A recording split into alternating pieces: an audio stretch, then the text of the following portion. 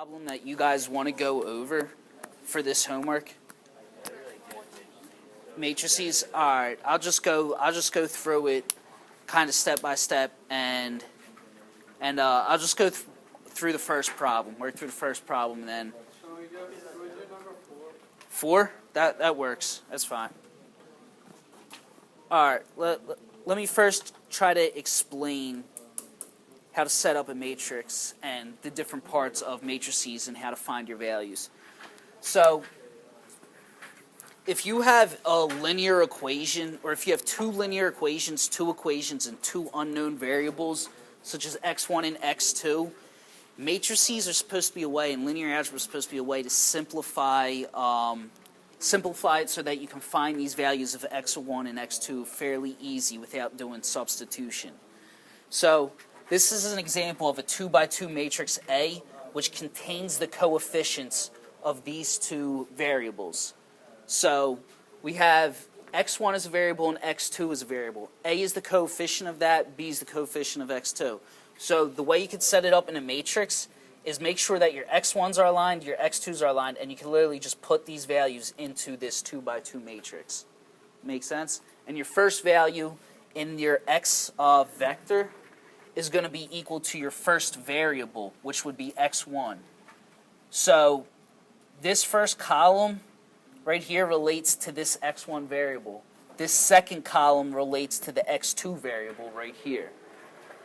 And your answers, y, will be in their own y vector. We'll call it b.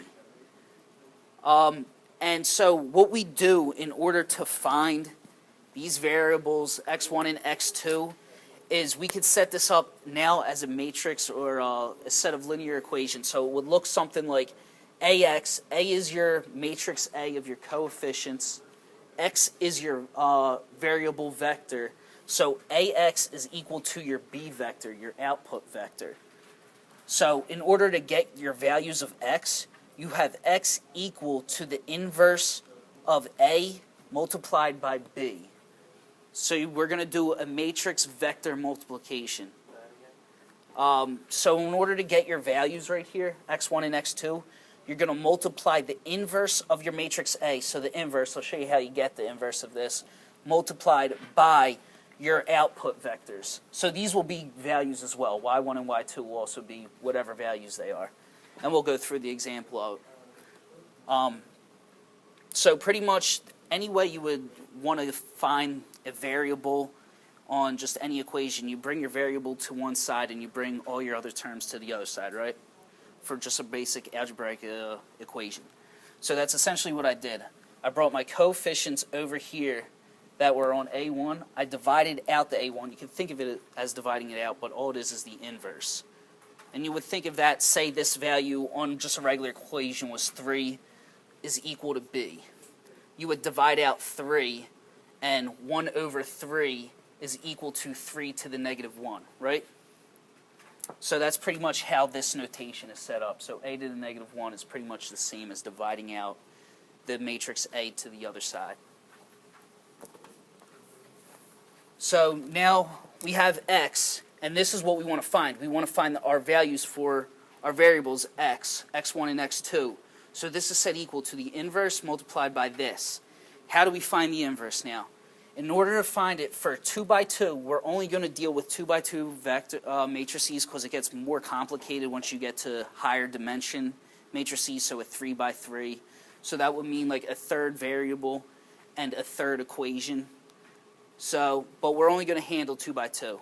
So to get the inverse of a 2 by 2 matrix, it's you swap these terms. So your D will replace your A will replace your D, and you switch the signs of B and C. And then you divide this whole matrix by the determinant of A.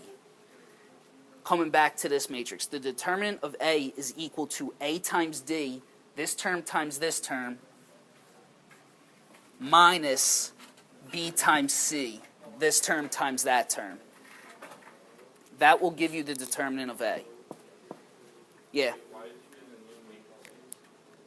This new matrix, this is to set up your inverse matrix. So it's relating to this. So coming back to here, in order to get our X term, we need our inverse matrix, the inverse of matrix A. And so that's how we set this up, and we'll get it. Did he explain kind of matrix vector multiplication? All right, I'll go through it in this example.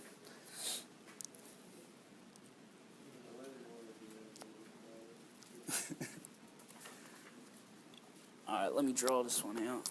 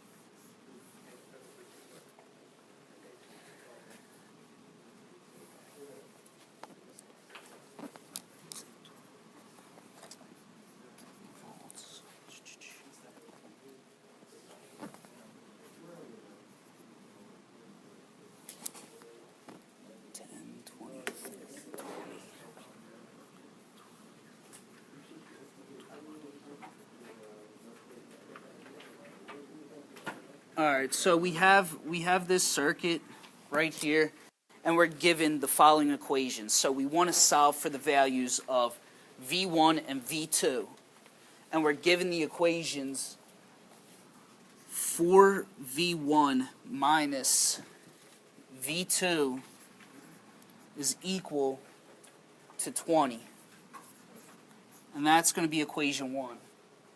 Equation 2 is minus 3V1 plus 8V2 equal to 40. This is equation 2 right here. So the first, part A says use substitution in order to solve for A1 and A, or V1 and V2. So by doing substitution, we want to isolate one of these variables. So let's take this first equation and just rearrange it so that we get in terms of V1. So we could rewrite equation 1 to be 4V1 equal to 20 plus V2. And then we could divide it by 4 so that V1 now looks like 20 over 4 plus V2 over 4. Guys, see how I separated that too? So if there's one value in the denominator and it's separated by an addition or subtraction operator, you can pretty much just separate it like this. Would that be beneficial? It will be, just for substitution, just because we could get this in this term and we'll get it in just V2. You don't have to do it this way, but I think it will be beneficial. So 20 divided by 4 is, I think, 5, plus V2 over 4. And so we'll call this equation 3. Now what we want to do, now that we isolated V1, we want to plug this into the value of V1 right here, into this equation, so that we now only have terms of V2. So let's do that. Let's plug V1 into this equation right there. So now equation 2 will look like minus 3 times 5 plus V2 over 4 plus 8V2 equal to 40. All right. So now we have one variable, one equation. So we can solve for V2 now. So we'll distribute the 3, and we'll get this to look like negative 15 plus V2, 3V2 over 4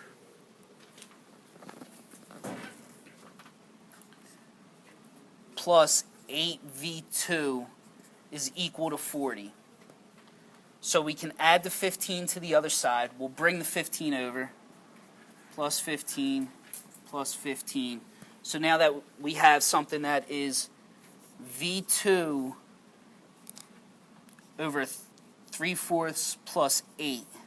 And you kind of see how I got this? Yeah. Yes, you're absolutely right. Thank you. Minus 3v2 over 4. Good catch, thank you. So now we have v2 equal to this, v2 times this quantity, where the 3/4 was here, so I've pretty much just did an extra step. I factored out the v2, so that I have 3/4 v2 on the outside plus 8 v2. So if I distributed this v2, this would look like minus 3/4 v2 plus 8 v2. So this is the same as saying this. And that's what we have over there. So now this is equal to 55, because we added the 15 over there. Now what we want to do is add these terms together and then divide them out so that we just have v2. When we do that, we have v2 is equal to, what is this going to be? 7 1/4. Yeah, 7.25. V2 times 7.25 is equal to 55. We'll divide out the 7.25, divide out 7.25, and we have V2 is equal to 7.59.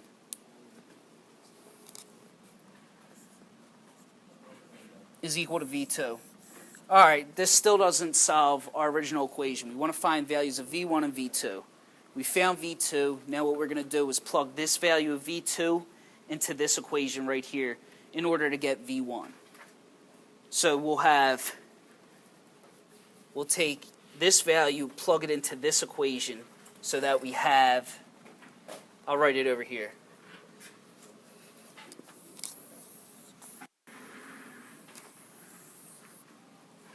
So V1 is equal to 5 plus V2, which is 7.59 divided by 4. So V1 is equal to 6.90.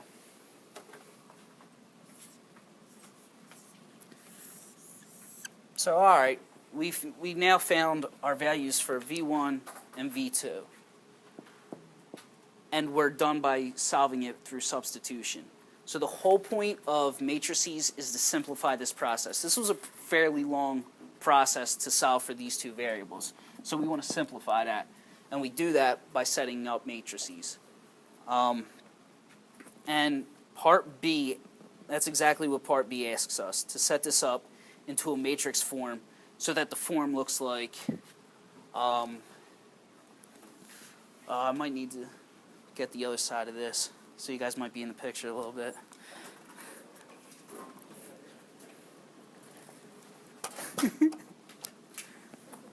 Alright, we're good.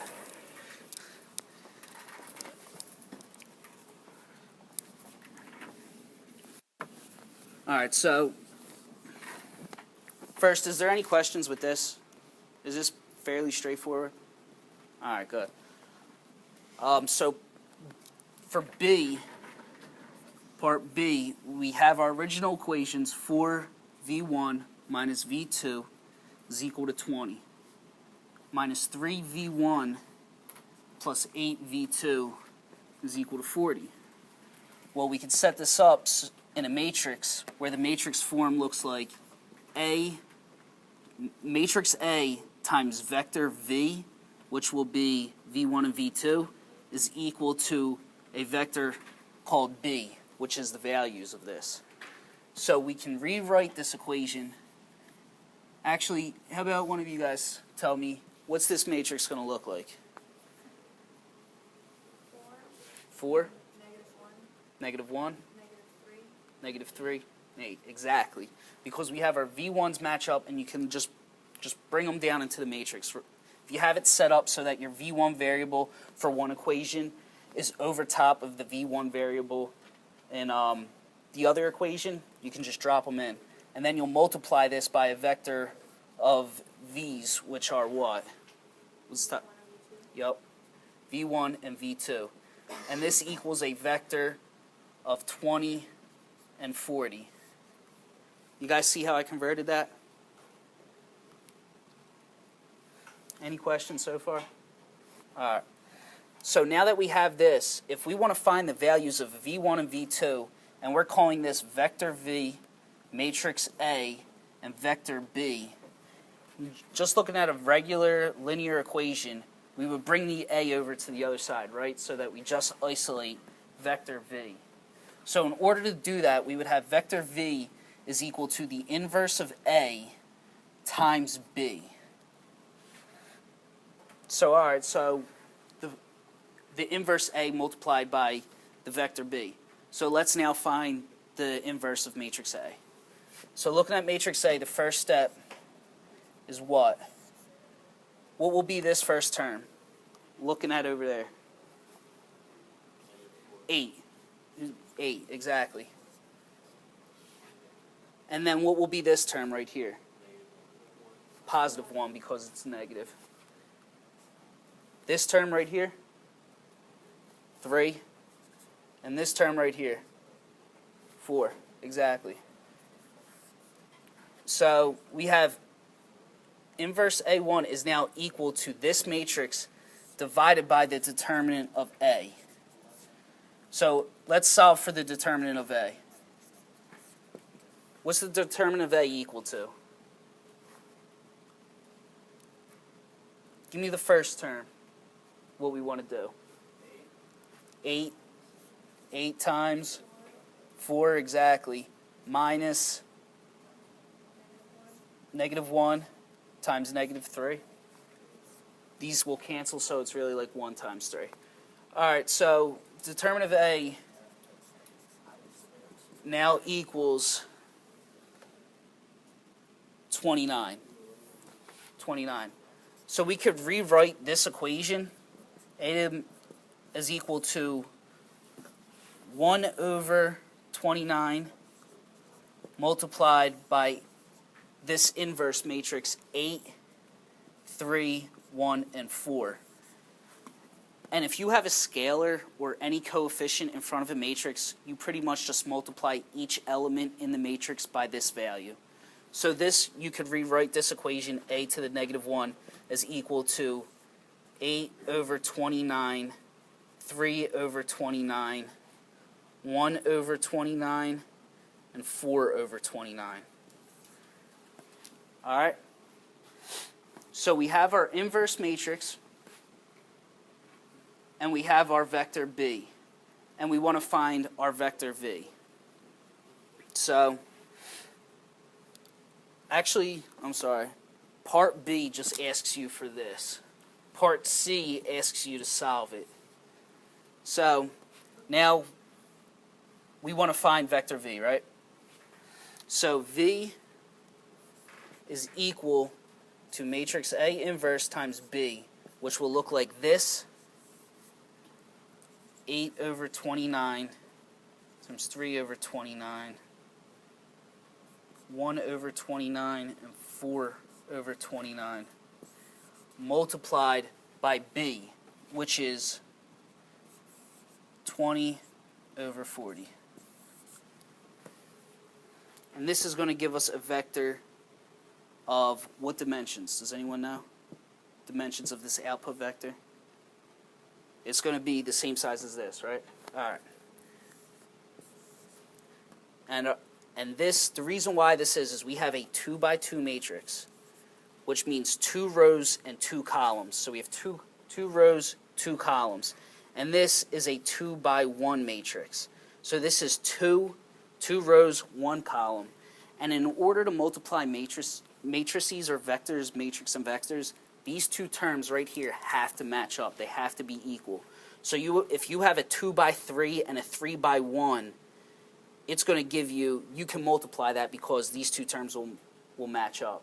And and the result of that vector or that matrix will be these outer terms right here. So the result of this is a 2 by 1. which is that and that. Make sense? That's just it's something that you guys should know. So how do we solve this now? How do we get this value right here? What's the step that we would take? Anyone know? All right. So let me make this a little bigger. So what you do in order to get this term, or this term right here, is you take the first value of the row and you multiply it by this value. So we have 8 over 29 multiplied by 20, and then we have to add that. We have to add that to this term times this term, so that it would be 1 over 29 times 40. And the result of this value will be the first element in this output vector. And you would do the same for this row. So you will multiply this by this value. So you would have 3 over 29 times 20 plus 4 over 29 times 40. And the result of this is equal to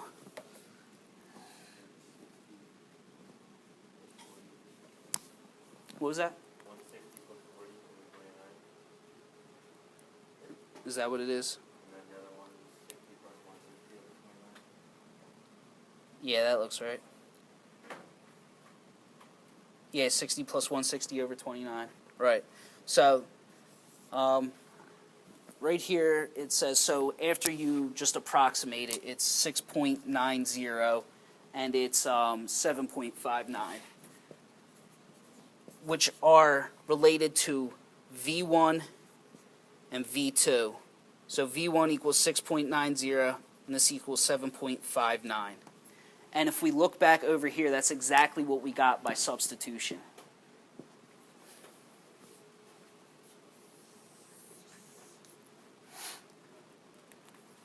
And does part D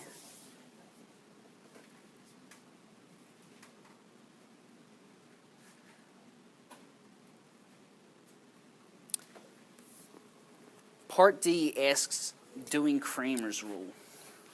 So I'm not overly familiar with Cramer's rule, but nor have I. Is Cramer's rule? Okay. I'll yeah, looking at it, it looks fairly easy. But so do you guys get this? Do you guys understand matrix multiplication? How to find the determinant, how to get the inverse matrix of 2 by 2s. Any questions on this part? So you could kind of see that once you get a little quicker at setting this matrix up and this matrix up, it's a lot less work than doing it by substitution. So it'll save you some time doing it with linear algebra or matrix multiplication than doing substitution. So let's do Cramer's rule for part D. So D says if we have our matrix, what's our matrix A? Matrix A is equal to 4, -3, -1, 8. V1 is equal to, or V is equal to V1 and V2. And B is equal to 20 and 40. So to do Cramer's rule, it's saying if we want to solve for V1, V1 is equal to the columns of our output B. So we would think of this as B plus the second column, or the what is it? The second column of the inverse matrix? Does that look? No, the second column of our original matrix. So it will be we'll say A2 for the second column right here. So B and this column right here will go to that over the determinant of A. And V2 is the opposite. It is the first column. It's the first column, so it's this column times B over the determinant of A. Make sense? So let's write it out. So we have B, which is 20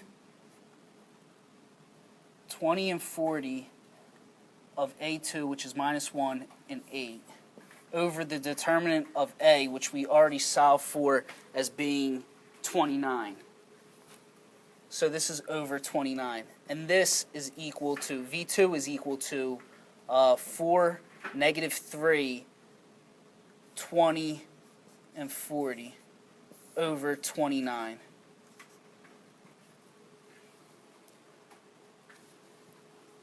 And in order to find V1 and V2, all you have to do is take the determinant of both of these. So V1 equals the determinant of this matrix. I'll call it A. Are we already using A? I'll call it call it C.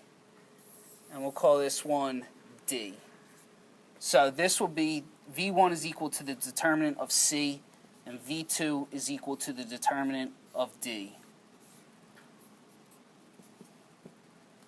So how are we going to find this determinant? I would say the first step, the easiest step, would bring out the 29. So I'll say 1 over 29 multiplied by what? How would you normally find the determinant of this matrix? Just look over there. 20 times 8 minus 40 times -1. So it will be 1 over 29 multiplied by 20 times 8 minus -1 times 40. And this will equal your value of V1. I think that's how they set that up. Yeah. So this value is equal to 200. Is it 200 or 220? Yeah, it should be 220, but they have it as 200 over 29. That's not right. Yeah, it's 220. That's V1. Yeah, V1, right? It's 200 over 29. But 8, it's 160 minus, hold up, this isn't right. We'll do, divide out 220 over 29 and see if that gives you the 6.9. It does get 220 over 200 over 29. Okay. I'm doing V1. And 20 times 8 is 160, right? Yeah. 160 plus 4. Oh, what am I doing? I'm sorry, guys. Alright, so this is 200 over 29, which is equal to the same value, the 6.9. And you would do the same for this. So what's the determinant of this matrix? 4 times 40? Yup. And this is equal to V2, which is equal to 220 over 29, which is equal to 7.59. So we can solve it using Cramer's rule, which seems to be the fastest and the easiest if you know how to set it up. But it's also very good to know this, and everything is just a simplification of the U substitution, or of this substitution. Not U substitution, that's calc. So is there any questions on this? Is this fairly straightforward for you guys? Yeah, it's just a lot of It's a lot. Yeah, it's definitely a lot. And this is just one problem. And I know, it's a lot. Was it helpful? All right, cool. Yeah, show all this work. I don't want to see just answers. I want to see work. I don't care if the work's wrong. I just want to see it there, all right? I want to see that you guys are putting effort into the homework. Effort means you're learning, even if you don't get the right answer. So, all right, now let's show you an even easier way. Let's do it with Matlab. Matlab makes everything so much easier. All right, does everyone have this copied down? Can I erase this? All right.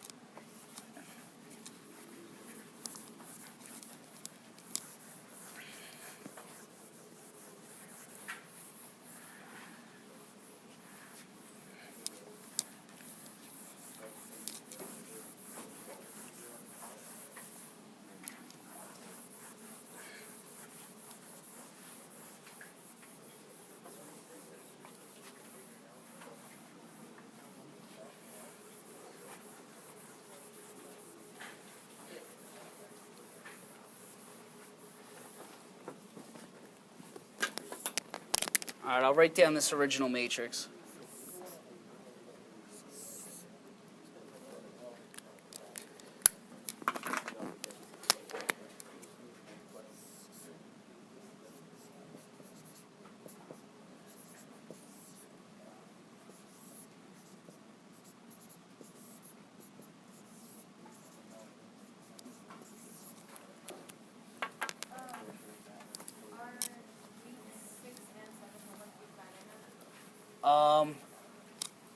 Week 6 and 7? Week 6 is just chapter 7 stuff, right? Yeah, and then.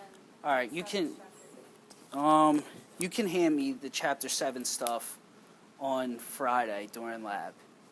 Just because I don't know if you guys got it or if it wasn't explained as clearly. I hope that cleared it up and give you guys actually give it a better effort at the homeworks. Just give it to me Friday.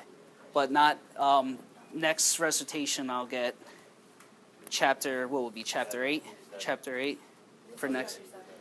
Yeah, this is chapter 7. Next week will be chapter 8. So just Friday, get me. Oh, if you have it now, that's fine. That's perfect. If you have it now, just bring it up. But if you don't have it, if you guys want a little more time to work on it, put a better effort into it, just give it to me Friday. That's fine. But let's do some Matlab stuff.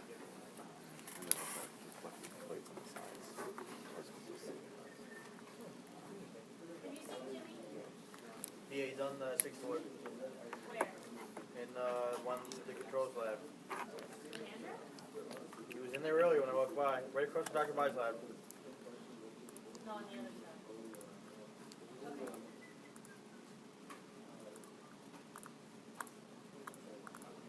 Jesus.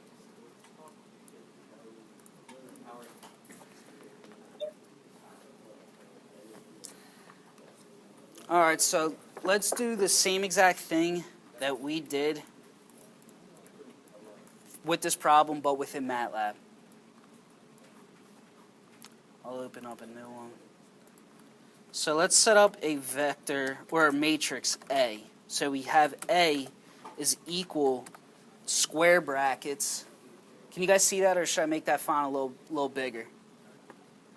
Let me actually move the camera so that's on this.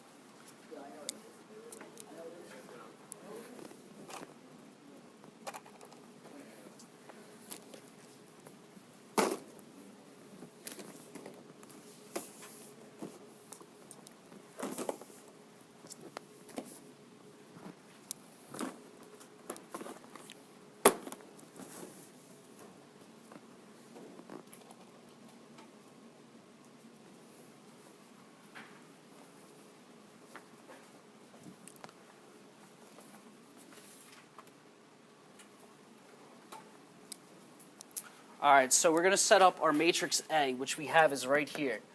So this is A. This was our matrix A, which you can't see. Just from the last problem, A, V1, or our V vector, and our B vector. So we're going to set up each one of these. So A, in MATLAB, in order to set that up, you would do the first element of the first column, first row, which is 4. You would separate it either by a space or a comma. I'll just do a space for now. And then you would do the next element in that row of the first row, which is -1. So I'll throw -1 in here. In order to terminate a row to go to the next row, you use a semicolon. So then we'll use the semicolon, and then we'll go to the first element of the second row, which is -3 and 8. So this set up our matrix A. So if we just ran this right now, it will print out the value. It'll print out the value A down here.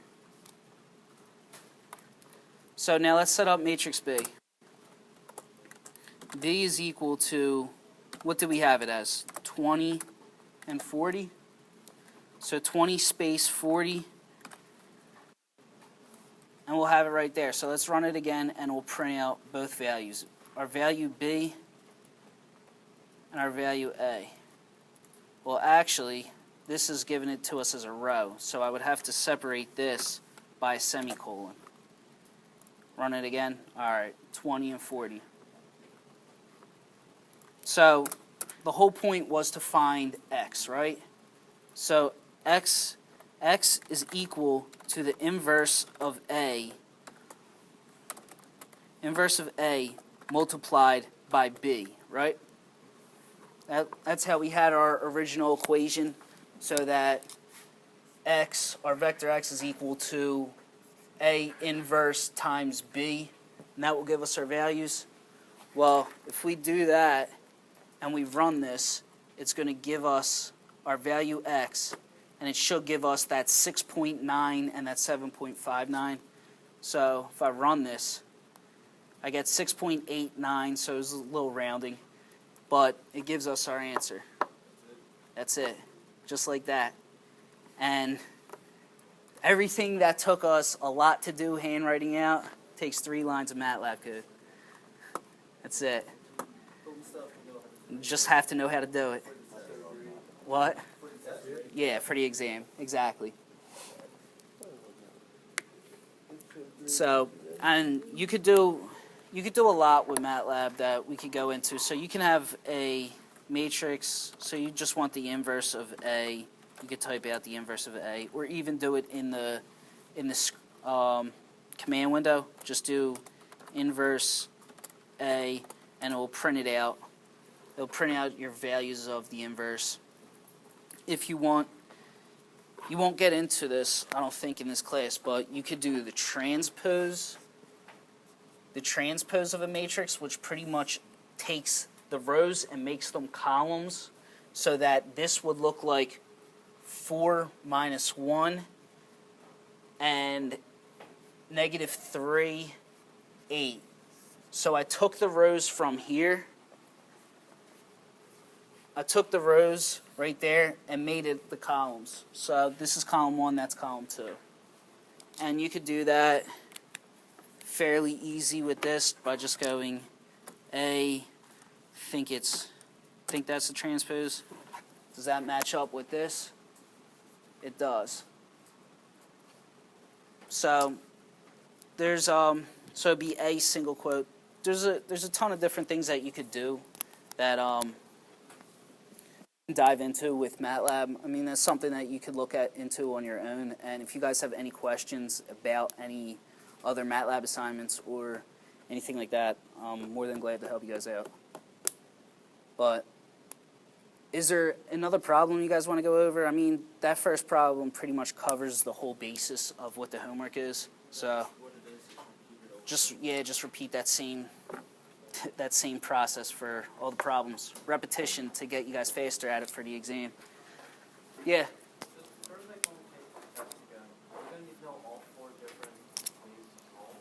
To solve for it, I don't know if he'll. You should know it. That's probably the answer I'm going to give you.